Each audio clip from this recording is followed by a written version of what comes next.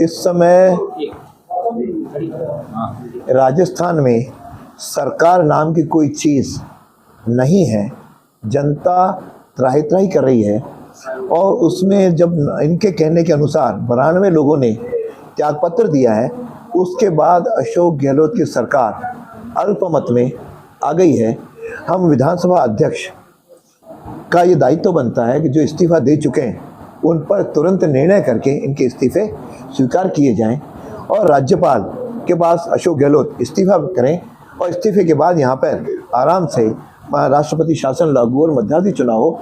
इसकी बहुत जल्दी हम विधानसभा अध्यक्ष और राज्यपाल को ज्ञापन दे करके ये मांग करने वाले हैं कि इस पर तत्काल कार्रवाई हो, निर्णय हो और इनके इस्तीफे स्वीकार किए जाएं।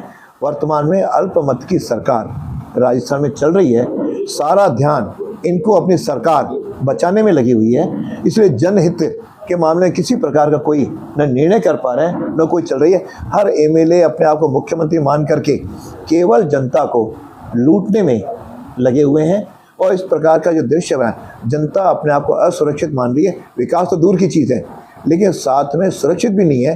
रोज़ाना बलात्कार के प्रकरण हो रहे हैं जिसके कारण तो किसी दिन अखबार नहीं जाता। तो इस प्रकार महिलाएं असुरक्षित पा रही हैं, गुंडों का राज है, कानून जो है अपनी विश्वसनीयता खो चुका है, बदमाश और बाकी लोग अपने आप को निरंकुश मान करके खुलेआम घूम रहे हैं। ऐसी जो राजस्थान की स्थिति है, यहाँ पे महंगाई चरम सीमा पर है और महंगाई की जिम्मेदारी ये राज्य सरकार की इसलिए है कि वेट सबसे ज़्यादा राजस्थान में है, बिजली की कीमतें सबसे ज़्यादा राजस्थान में है। यह केवल अभी जो इनको इन्वेस्टमेंट इनके हुआ, इनके सेमिनार हुई, जो इनका सम्मेलन हुआ, वो भी धरातल पर नहीं आने वाला। क्यों? जब सरकार होती है, अस्थिर सरकार होती है, तो कोई भी इन्वेस्टर यहाँ पे इन्वेस्ट नहीं करता। ये भी केवल कागज़ों पर रहने वाली बात है। और साथ में इस समय भारतीय जनता पार्टी अपनी संगठनात्मक दृष्टि से अपने संगठन को मजबूत बनाने में जुटी हुई है।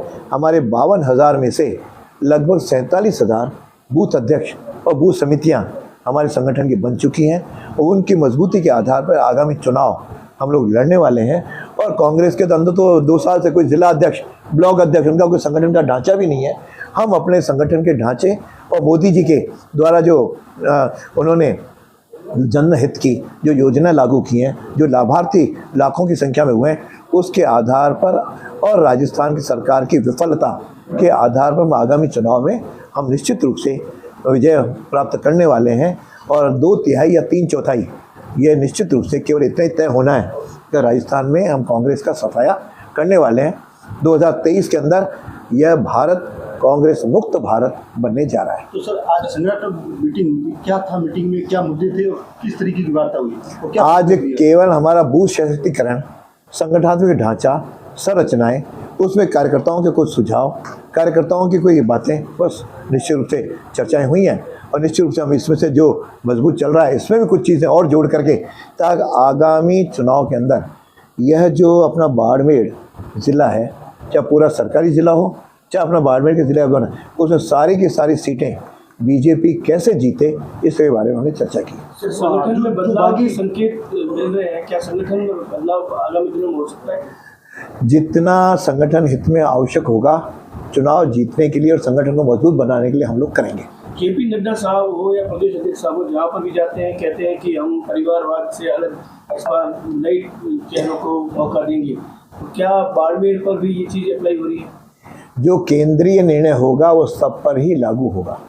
वासुदेव जी, आपने कहा प्रदेश के अंदर महंगाई अपने चरम सीमा पे है, तो कहीं ये नहीं लगता कि प्रदेश की जो सरकार है वो तो कांग्रेस की है, लेकिन केंद्र में सरकार बीजेपी की है? और जब 2014 में सत्ता में आए उस समय ये बयान दिए गए थे, पेट्रोल डीजल आज की तारीख में उससे डेढ़े हो चुके हैं, तो क्या जिम्मेदारी केंद्र सरकार की या बीजेपी की नहीं है इस महंगाई में? उसमें बाकी सारे भारत में सबसे ज़्यादा वेट आज राजस्थान में कम से कम उतना करके बाकी राज्यों के बराबर तो लाओ। मेरे मांग इतना कहना है, आज की तारीख में यूपी, मध्य प्रदेश, गुजरात, हरियाणा, पंजाब, मध्य प्रदेश सबसे ज़्यादा वेट राजस्थान सरकार कमा रही है, तो वहाँ तक तो इनकी जिम्मेदारी बनती है। नंबर 2, बिजली का प्रति यूनिट अब सबसे ज़्यादा राजस्थान में और राजस्थान में क्यों भाई, बाकी जगह यदि बिजली कम दाम में मिल सकती है प्रति यूनिट, तो गरीब लोगों को क्यों नहीं रहा केवल 50 यूनिट और ये बुलबुला दे करके आप क्यों गुमराह कर रहे हो? आप यूनिट कम करो ना, आप रेट कम नहीं करते तो बिजली से ही रेट बढ़ती है। या महंगाई जो है मूल भाव ये है, बाकी तो सब्जियां और ये तो मौसम के अनुसार घटती हैं और बढ़ती हैं। महंगाई मूल की ये तो है। जिम्मेदार किसको मानते हैं, केंद्र को या राज्य को? इस समय राजस्थान में राजस्थान सरकार है। सर, मैंने दोनों बातें बताई ना, बाकी आप वेट कम कर दो, आज सस्ता ही हो जाएगी वेट। केंद्र 70 रुपए लीटर था, आज 100 रुपए लीटर है। तो कह रहा हूं उसकी जिम्मेदारी किसकी है? भाई 36% वेट कम करें, आज 36% राजस्थान में है, वेट कम करो तो अपने आप 10-20 रुपए कम हो जाएगी। सर, आपने कहा कि राज्य में अस्थिर सरकार है और आपकी पार्टी पर आरोप रखते हैं कि जब मानेसर का प्रकरण हुआ तब इस सरकार को बचाने में सबसे बड़ा जो हाथ था वो वसुंधरा राजे और आपके जो नेता थे उनका। यह केवल खिसियानी बिल्ली अपना खंभा नोचे, ये कांग्रेसियों का या उनके समर्थकों का सोच है। बाकी प्रत्यक्ष रूप से इनकी अंतःकलह है। आज कौन सी अंतःकलह है हमने पैदा की क्या? हमने किसने कहा इनको कि 92 जाके इस्तीफा दे दो? ये अंतःकलह तो इनके शुरू से है। पहली बार जब ये जीत के आए 99, इनको महीने भर तो लगा कि इनका नेता कौन हो, उसके बाद मंत्रिमंडल में कौन आए, फिर इनके विभाग का वितरण कैसे हो, सारी चीज़ें इनको हमने आला कमान ने को हमने थोड़ी कहा कि आप विधायक दल की बैठक बुलाओ। आला कमान ने इनको कहा, उसे बीजेपी का कहाँ रोल है? अब आला कमान ने इनको कहा उस बैठक में न जा करके आप विद्रोह कर रहे हो। यानी जो गांधी परिवार के नज़दीक माने जाने वाला, अपने आप को गांधीवादी कहने वाला मुख्यमंत्री यदि बगावत करे तो उसके बाद उसमें अनुशासन और लोकतंत्र बचा कहाँ? सर 2018 के चेहरे बहुत है, कभी बताते हैं गजेंद्र सिंह शेखावत, कभी सतीश पूनिया, कभी वसुंधरा राजे। आखिर कोई चेहरा है जिसके आधार पर? उन्होंने कभी नहीं कहा कि हम चेहरे हैं, ये तो आप लोगों के और बाकी के कयास हैं कि चेहरे हैं। हमारे यहाँ मोदी जी के नेतृत्व में हम चुनाव लड़ेंगे और जहाँ पे हमारा हाईकमांड जो तय करेगा, हम कांग्रेस की तरह हमारा हाईकमांड नहीं है, हमारा मजबूत हाईकमांड है, वो जिसको तय करेगा। गुजरात का उदाहरण आपके पास है, गुजरात में तय किया मुख्यमंत्री बदलना है, बदल दिया, सारा मंत्रिमंडल बदलना है, बदल गया और हमारा अनुशासन की तरह सब लोगों ने उसको मान लिया। तो राजस्थान में जिसको तय करेंगे वो नेता बनेगा। एक एक करके कोई कला नहीं है। आप हमारे प्रदेश प्रभारी अरुण सिंह जी बताओ कौन सी कला है? प्रदेश अध्यक्ष, प्रदेश संगठन मंत्री, हम लोग दो प्रवास कर रहे हैं, कौन सी कला है आप बताओ? उनका तो अध्यक्ष ही नहीं है। पूनिया और वसुंधरा जी के बीच ये कहाँ कला है?